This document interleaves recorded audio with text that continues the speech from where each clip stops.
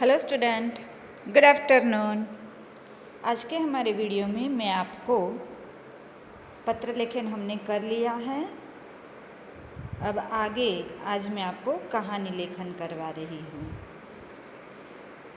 अगले वीडियो में इससे पहले जो वीडियो हमने किया था उसके अंदर मैंने आपको 3 पत्र करवाए थे। आज मैं आपको कहानी हूँ। सबसे पहले जो कहानी है उस कहानी के अंदर बंदर की चतुराई की बात की गई है। बंदर कितना चतुर है वो हमें यहाँ बताया गया है। तो इस कहानी के जो मुद्दे हैं वो इस तरह है। एक बंदर नदी किनारे पेड़ पर रहना, फिर फल खाना, मगर का नदी किनारे आना, बंदर से दोस्ती, बंदर का मगर को फल देना, मगर का बंदर को अपने घर चलने का आग्रह, बंदर को अपनी पीठ पर बिठाना, नदी के बीच पहुंचकर कलेजा मांगना, अपना कलेजा तो मैं पेड़ पर ही रख आया हूँ, वापस नदी किनारे पहुँचना, बंदर का पेड़ पर चढ़ जाना और सीख। ये सारे मुद्दे हमें यहाँ दिए गए हैं। इनके आधार पर हमें कहानी बनानी होती है और फिर उनकी अच्छी तरह से बोध, उनसे सीख हमें क्या मिलती है वो लिखना होता है। इस कहानी का नाम है बंदर की चतुराई। चतुर बंदर है उसकी यहाँ बात की गई है। तो बंदर की चतुराई।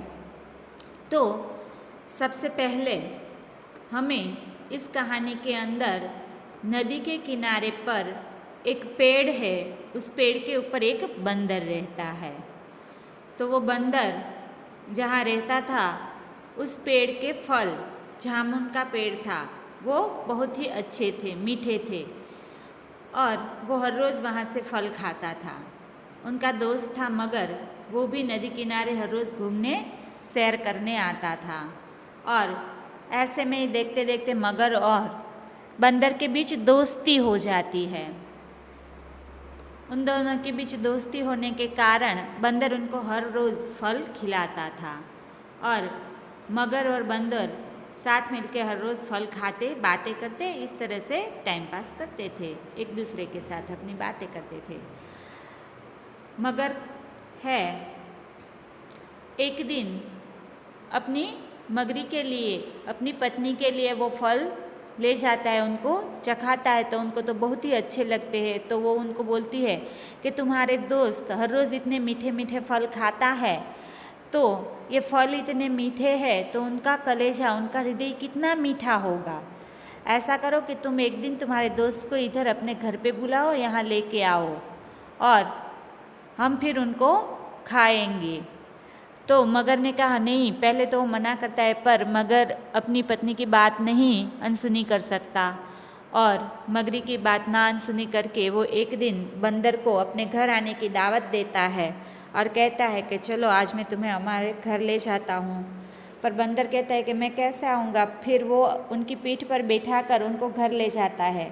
जैसे ही नदी के बीच में पहुँचते हैं तो मगर ने उनको बोला कि मेरे घर पे कोई दावत बावत नहीं है, मेरी पत्नी तुम्हारा कलेजा खाना चाहती है, वो तुमको इसलिए बुलाती है। तो फिर बंदर ने अपनी चतुराई का पर्चा वहीं दे दिया। उसने कहा ओ, तो तुम्हें मुझे पहले बताना था ना कि तुमको मेरा कलेजा चाहिए, तो मैं अपना कलेजा साथ ही ले लेता। उसने कहा कि मैं अपना कलेजा तो पेड़ के ऊपर रख के आ गया हूँ, मेरा कलेजा तो वहीं पे पड़ा है। और फिर वो कहता है कि चलो वापस चलो, अभी हमें पेड़ से वो मेरा कलेजा ले लेना है। और फिर मगर है वो बंदर को लेकर फिर से पेड़ के पास नदी किनारे आता है और बंदर वहाँ से अपने पेड़ पर चढ़ जाता है। फिर मगर को कहता है कि जाओ जाओ, तुम यहाँ से चले जाओ, कोई अपना कलेजा ऐसे बाहर रख के थोड़े आता है। कलेजा तो हर किसी के शरीर में उनके साथ, कलेजा यानी हृदय, वो तो हर किसी के साथ ही होता है, वो कहीं बाहर थोड़े निकलता है। इस तरह से वो चालाक बनकर अपनी चतुराई दिखाकर अपनी जान बचा लेता है और मगर को वापस लेकर आता है और फिर अपने पेड़ पर चढ़ जाता है। तो इस तरह से अपनी बुद्धि का उपयोग करने की वजह से उसने अपनी जान बचा ली। उनकी सोच विचार के कारण ही वो अपनी जान बचा पाया। अगर उसने ये चतुराई नहीं दिखाई होती और वो उनके साथ चला जाता तो उनकी जान चली जाती। तो ये थी सारी की सारी कहानी। अब मैं आपको इसके अंदर पढ़ के सुना रही हूँ। इस कहानी का नाम है बंदर की चतुराई। आगे, एक बंदर था। वह नदी के किनारे एक पेड़ पर रहता था। पेड़ पर मीठे मीठे फल थे। बंदर फल खाता और खुश रहता था। एक दिन एक मगर नदी के किनारे आया। वहाँ बंदर से उसकी दोस्ती हो गई। बंदर ने उसे खाने के लिए फल दिए। मगर ने कहा, मित्र, अब तुम भी मेरे घर चलो, वहाँ मैं तुम्हें बढ़िया बढ़िया चीज़ें खिलाऊंगा। बंदर मगर की बातों में आ गया। वह मगर की पीठ पर बैठ गया। क्या हुआ? एक दिन एक मगर नदी के किनारे आया। वहाँ बंदर से उसकी दोस्ती हो गई। बंदर ने उसे खाने के लिए फल दिए और मगर को वो बहुत अच्छा लगा।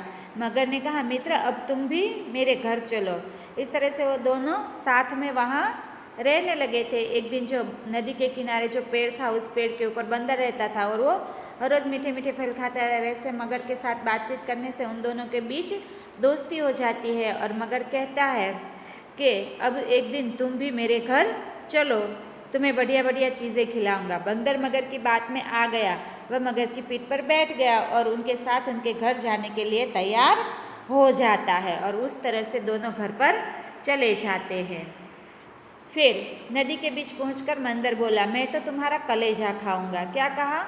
कि मैं तो तुम्हारा कलेजा खाऊंगा। हम जब छोटे थे तो इस कहानी में बंदर की जो पत्नी मगरिया थी, उनका कलेजा खाने की बात थी, पर यहाँ मगर खुद ही कलेजा खाना चाहती है, ऐसा कहा है, इसलिए मैंने आपको ऐसा समझाया था।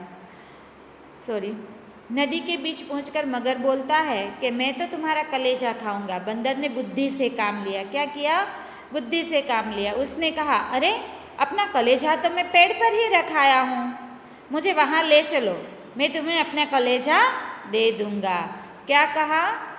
जब बंदर ने ये सुना कि मगर उनका कलेजा खाना चाहता है तो मगर ने बुद्धि से काम लिया। बंदर ने सोचा कि इनके साथ अगर चला जाऊंगा तो ये तो मेरा कलेजा खाएगा। और बंदर को तो तैरना नहीं आता था और बीच नदी के अंदर पहुंच चुके थे, इसलिए वो अपनी बुद्धि का उपयोग करके मगर को कहते हैं कि अरे, तुम्हें मुझे पहले बोलना था ना, मैं तो अपना कलेजा पेड़ पर ही रख के आ गया हूँ। अगर तुम्हें मेरा कलेजा खाना है तो चलो फिर वापस मुझे वहीं पेड़ पर ले चलो, मैं तुम्हें वहीं से अपना कलेजा दे दूँगा। इस तरह की बातें दोनों के बीच होती है। मूर्ख मगर कैसा था? तो कि मूर्ख मगर था। मूर्ख मगर बंदर को नदी के किनारे पेड़ के पास लाया। बंदर मगर की पीठ पर से उछलकर पेड़ पर जा बैठा और बोला, मूर्ख, कलेजा कहीं पेड़ पर रखा जाता है? वह तो हमारे शरीर में ही होता है। ईश्वर की कृपा से मैं तेरे जाल में फंसने से बच गया। क्या कहता है? फिर बंदर मगर को कहता है कि अरे मूर्ख मगर, कभी कोई कलेजा अपना है वो झाड़ पे थोड़ी रख के आता है। कलेजा तो हर किसी का उनके साथ उनके शरीर में ही होता है। ईश्वर ने ऐसी ही रचना हमारी की है। तो वो कहता है कि अच्छा हुआ कि मैं तुम्हारी बातों में नहीं फंस गया। भगवान का वो उपकार मानता है कि ईश्वर की कृपा से मैं तुम्हारी बातों में नहीं फंसा, वरना आज तुम मुझे मार ही डालते। और उनको कहता है कि मूर्ख, तुम यहाँ से चले जाओ। और फिर वो कहता है कि मैंने अपनी जान बचा ली और भगवान का उपकार मानता है। तो इस तरह बंदर ने चतुराई से अपनी जान बचाई। क्या हुआ? तो कि इस तरह से बंदर ने अपनी चतुराई से अपनी जान बचाई और इस तरह से बंदर बच जाता है। तो इस कहानी से हमें यही सीख मिलती है कि संकट में हमें बुद्धि से काम लेना चाहिए। अगर हम अपनी बुद्धि का उपयोग नहीं करेंगे तो हम बुरी तरह से फंस जाएंगे या किसी आपत्ति में पड़ जाएंगे। ये थी आपकी पहली कहानी। अब दूसरी कहानी है जिसके अंदर है बालक की सूझबूझ, जो बालक है उनकी जो सूझबूझ है उनकी यहाँ बात की गई है। तो इनके मुद्दे इस तरह से यहाँ दिए गए हैं। सबसे पहले है, एक लड़का रेल लाइन के किनारे किनारे जाना, एक जगह उखड़ी हुई रेल की पटरी देखना, गाड़ी के पटरी से उतरने की आशंका, दूर से आती हुई गाड़ी दिखाई देना, अपना लाल कमीज उतारना, गाड़ी पास आने पर कमीज लहराना, गार्ड द्वारा गाड़ी रोकना, लड़के को राष्ट्रीय पुरस्कार से सम्मानित करना और सीख। तो यहाँ लड़के ने अपनी खुद की सूझबूझ लगाई और उनको अच्छी तरह से काम जो उनको करना था, बहुत सारी मानव हानि का नहीं हो जाए, इसलिए उनको रेल को रोक दिया। अपनी कमीज़ निकाल कर उसने वो लहराना शुरू कर दिया ताकि गाड़ी का जो ड्राइवर होता है ना, उनका जो गार्ड होता है, उनको पता चल जाए, इसलिए वो ऐसा करता है। आगे,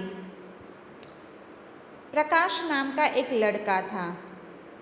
उसके स्कूल का रास्ता कुछ दूर तक रेल लाइन के पास से होकर जाता था। एक दिन उस रास्ते से गुजरते समय प्रकाश एक जगह ठहर गया।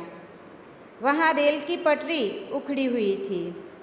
वहाँ से जाने वाली रेलगाड़ी के डिब्बे पटरी से उतरकर गिर सकते थे। प्रकाश अभी यह सोच ही रहा था कि उसे एक रेलगाड़ी दूर से आती हुई दिखाई पड़ी। उसने फौरन अपनी लाल रंग का कमीज उतारा। क्या हुआ, एक बार ऐसा होता है कि प्रकाश नाम का एक लड़का था, उसके स्कूल का रास्ता कुछ दूर तक रेल लाइन से उनके पास से ही होकर जाता था। वो उसी रास्ते, जहाँ से रेल चलती थी, उसी रास्ते से वो स्कूल हमेशा जाता था। तो एक दिन ऐसा होता है कि रास्ते से वो वही रेल वाले रास्ते से गुज़र रहा था, तो उसने देखा कि कुछ जगह जो थी वहाँ प्रकाश ठहरता है, तो उसको पता चलता है कि रेल की जो पटरी है वो उखड़ गई थी। बीच में से रेल की पटरी निकल चुकी थी, उखड़ी हुई थी। वहाँ से जाने वाली रेलगाड़ी के डिब्बे पटरी से उतरकर गिर सकते थे। अगर उसके ऊपर रेल चल जाती है, जो वहाँ से उखड़ चुके थे पटरी, उस पे अगर रेल चल जाती तो वहाँ उनके ऊपर जो डिब्बे चलने वाले थे वो शायद उखड़कर गिर सकते हैं। वो डिब्बे वहाँ से पटरी से उतर सकते थे, इसका भय था। इसलिए प्रकाश है वो क्या करता है, तो कि वहाँ रेल की पटरी उखड़ी हुई थी, वहाँ से आने वाली रेलगाड़ी के डिब्बे पटरी से उतर कर गिर सकते थे और बहुत लोगों को नुकसान हो सकता था, किसी की जान हानि भी हो सकती थी। इसलिए उन सबको बचाने के लिए प्रकाश अभी यह सोच ही रहा था कि उसे एक रेलगाड़ी दूर से आती हुई दिखाई पड़ी। उसने फौरन अपनी लाल रंग का कमीज उतारी। क्या हुआ, अभी वो सोच ही रहा था कि वो क्या काम करे। पटरी उखड़ गई तो किसी को बताना है, ऐसा कुछ होता है ना। तो वो अभी ये सोच ही रहा था, तो सामने से उसको एक ट्रेन आती हुई दिखाई देती है। रेलगाड़ी को देख लेता है तो तुरंत वो क्या करता है, उसने जो कमीज़ पहनी थी वो लाल रंग की थी, वो कमीज़ उतार कर तुरंत ही लहराने लगता है। कमीज़ उतार देता है ताकि गार्ड को पता चल जाए। वह अपने लाल कमीज़ लेकर पटरी पर खड़ा हो गया और उसे लाल झंडी की तरफ फहराने लगा। रेल के ड्राइवर ने दूर से उसे देखा और गाड़ी रोक दी। एक बड़ी दुर्घटना होते होते बच गई। क्या हुआ कि उसने जो कमीज़ पहनी थी वो लाल रंग की थी, उस वजह से लाल रंग का झंडा, ट्रेन के अंदर इस तरह के झंडे फहराए जाते हैं जब ट्रेन आती है तब, और ट्रेन जाती है तब। जब उस पटरी से ट्रेन निकलने वाली होती है तब इस तरह के झंडे फहराए जाते हैं। तो उसने भी ऐसा ही किया। हमारे यहाँ हरी झंडी होती है पर इसने लाल झंडा फहरा दिया क्योंकि उनकी कमीज़ लाल थी। तो लाल कमीज़ फहराने से उसने ड्राइवर को सूचित करना चाहा कि यहाँ कुछ प्रॉब्लम है, तो वो गाड़ी रोक दे। और उन गाड़ी का जो ड्राइवर था वो भी दूर से उसे देखता है और गाड़ी रोक देता है। उनको पता चल जाता है कि यहाँ शायद कुछ है, या तो इस बच्चे को कुछ काम है या कोई परेशानी है, इसलिए वो गाड़ी रोक देता है। फिर देखता है तो पटरी वहाँ से उखड़ी हुई होती है। इस तरह से जो बड़ी दुर्घटना होने वाली थी वो होते होते बच जाती है और कोई दुर्घटना नहीं होती। इस तरह का काम प्रकाश ने किया था। फिर आगे, गार्ड ने प्रकाश के साहस और उसकी सूझबूझ की बहुत प्रशंसा की। उसने कहा, मैं राष्ट्रपति को पत्र लिखकर वीरता पुरस्कार के लिए तुम्हारे नाम की सिफारिश करूँगा। क्या कहा? गार्ड उस बच्चे के इस कार्य से बहुत ही खुश होता है। वो प्रकाश की सूझबूझ को देखकर बहुत ही प्रशंसा करते हैं उनकी। वो कहते हैं कि इतना छोटे होने के बावजूद भी उसका ध्यान इधर पड़ा और उसने इतनी बड़ी ट्रेन को भी रोक दिया ताकि कोई जानहानि ना हो, किसी को कोई नुकसान ना हो, सबको उसने बचा लिया। अगर इस तरह से होता तो पटरी से कई डब्बे उतर सकते थे और बहुत सारे लोगों को तकलीफ़ हो सकती थी, जानहानि भी इनमें हो सकती है और किसी को लग भी सकता था। तो इतनी बड़ी दुर्घटना होने से ये छोटे बच्चे ने, प्रकाश ने, ये दुर्घटना होते होते नहीं होने दी, सबको बचा लिया और दुर्घटना टल गई। और इसी वजह से गार्ड उनसे प्रशंसा करते हुए उनसे बहुत खुश होते हैं और वो कहते हैं कि राष्ट्रपति को मैं तुम्हारा नाम लिखकर दे दूँगा, उनको मैं पत्र लिखूँगा और तुम्हें वीरता पुरस्कार के लिए नाम की सिफारिश में करूँगा, तुम्हें वीरता पुरस्कार मिले इस तरह की सिफारिश भी मैं राष्ट्रपति को करूँगा। हमारे यहाँ इस तरह की जो बहादुर लोग होते हैं, जो अच्छा कार्य करते हैं, उनके लिए इस तरह का राष्ट्रीय पुरस्कार हमारे राष्ट्रपति है वो देते हैं। तो इसलिए गार्ड ने कहा कि इतने छोटे बच्चे ने इतनी बड़ी दुर्घटना होने से बचाई, तो वो बहादुरी उसने वहाँ अपनी दिखाई। इसलिए उसने कहा, गार्ड ने कहा कि राष्ट्रपति को मैं तुम्हारे लिए पत्र लिखूँगा ताकि तुम्हें वीरता पुरस्कार मिल पाए। और गार्ड ऐसा करते हैं। फिर आगे 26 जनवरी को राष्ट्रपति ने उसकी वीरता के लिए उसे पुरस्कार से सम्मानित किया। हमारे यहाँ 26 जनवरी के दिन जितने भी पुरस्कार इस तरह के होते हैं, वो सारे पुरस्कार राष्ट्रपति अपने हाथों से सबको देते हैं। और प्रकाश को भी 26 जनवरी के दिन राष्ट्रपति के हाथों से वीरता पुरस्कार प्राप्त होता है और उनको सम्मानित किया जाता है। तो इस कहानी से हमें यही सीख मिलती है कि संकट के समय साहस और सूझबूझ से काम लेना चाहिए। अगर कोई भी संकट आता है तो उस समय हमें सूझबूझ से काम करना चाहिए, हमें सबका ध्यान रखना चाहिए। अब आगे है, ये कहानी यहाँ थी, यहाँ पूरी हो जाती है। अब आगे है नई और एक कहानी। मैं आज आपको 3 कहानी करवा रही हूँ। ये तीनों आपको आपकी नोटबुक्स के अंदर लिखनी है, ठीक है। अब जो कहानी है वो है खट्टे अंगूर। एक लोमड़ी थी, उनकी यहाँ बात है। एक लोमड़ी वो भूखी थी, इसलिए भूखी खोज, दूर दूर भटकना, अंगूर के गुच्छे खुश होना, उछल कूद करना, निष्फलता, अंगूर खट्टे हैं और सीख।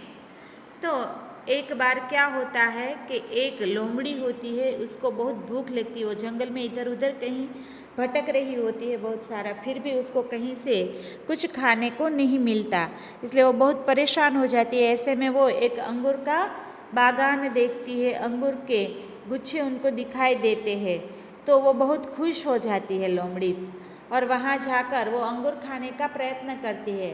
पर अंगूर इतने ऊपर होते हैं, वो कहीं उछल कूद करती है पर एक भी अंगूर उनके मुंह में नहीं आता, वो खा नहीं पाती। कूदने के बाद भी वो निष्फल हो जाती है।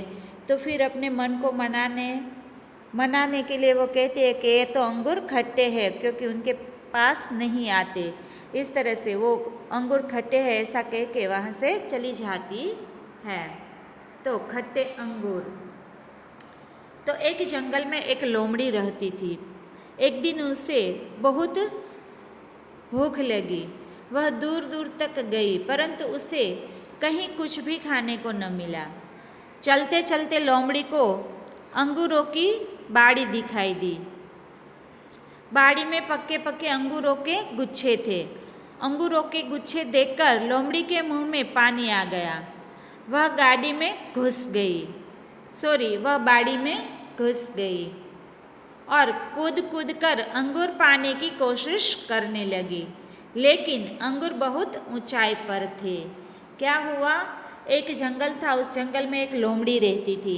एक दिन उसे बहुत भूख लगी और वह दूर दूर तक गई, परंतु उसको कहीं भी कुछ खाने को नहीं मिलता है। ऐसे ही वो चल रही थी, चलते चलते घूमते घूमते उसने अंगूर की एक बाड़ी यानी खेत देखा, तो उसमें पक्के पक्के अंगूर के गुच्छे उसको दिखाई देते हैं और अंगूर के गुच्छे को देखकर लोमड़ी एकदम खुश हो जाती है। उनके मुंह में पानी आ जाता है और वो उनको खाने के लिए उस खेत में, उस बाड़ी में घुस जाती है।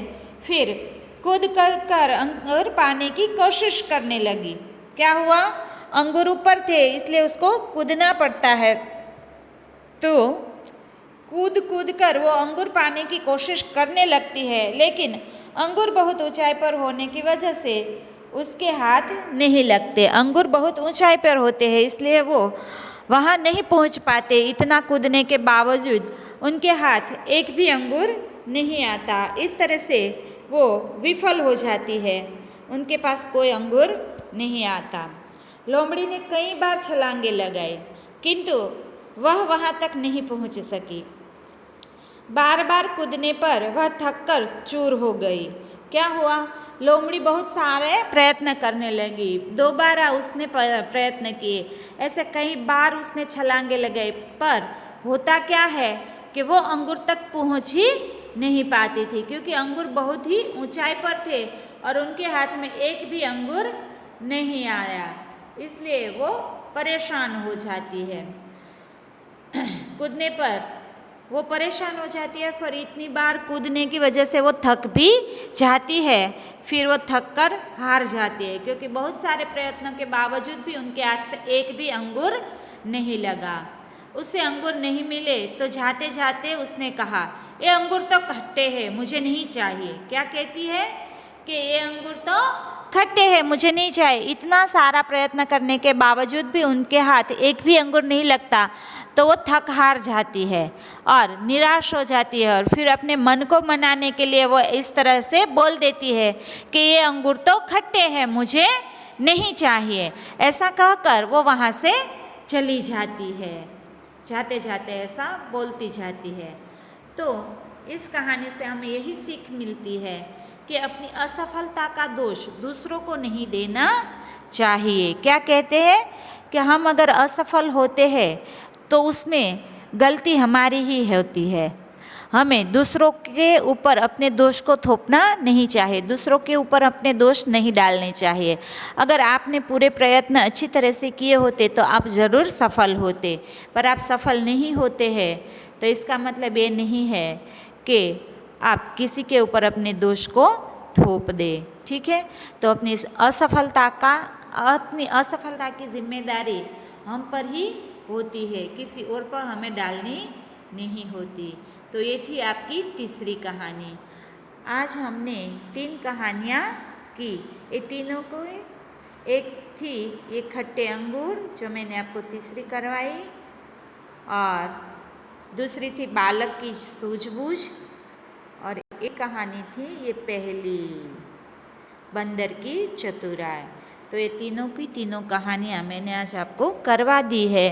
ये तीनों की तीनों कहानियाँ आपको आपकी नोटबुक्स के अंदर लिखना है और नोटबुक में कंप्लीट करना है। ठीक है? स्टडी मटेरियल के अंदर तो वैसे मैं सब कुछ डाल ही देती हूँ, ये कहानी भी डाल दूँगी, आपको वहीं से देख लेना है और आपकी नोटबुक्स में आपको लिख कर रख देना है, क्योंकि एग्ज़ाम में आपको इनमें से पूछा जा सकता है। सारी चीज़ें आपको एग्ज़ाम के लिए प्रिपेयर करके रखनी है।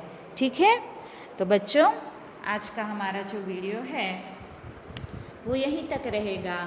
अगली वीडियो में हम नई चीज़ करेंगे या तो नया चैप्टर स्टार्ट करेंगे। वैसे अब हमारा सिलेबस तो पूरा ही होने वाला है, एक ही चैप्टर रह जाता है। इतने सारे चैप्टर अब नहीं है, 1-2 चैप्टर ही रहे होंगे, एक चैप्टर ही है, तो वो हम कर लेंगे। ठीक है, तो आज का हमारा वीडियो यहीं तक होगा, अगले वीडियो में फिर मिलेंगे। Thank you student.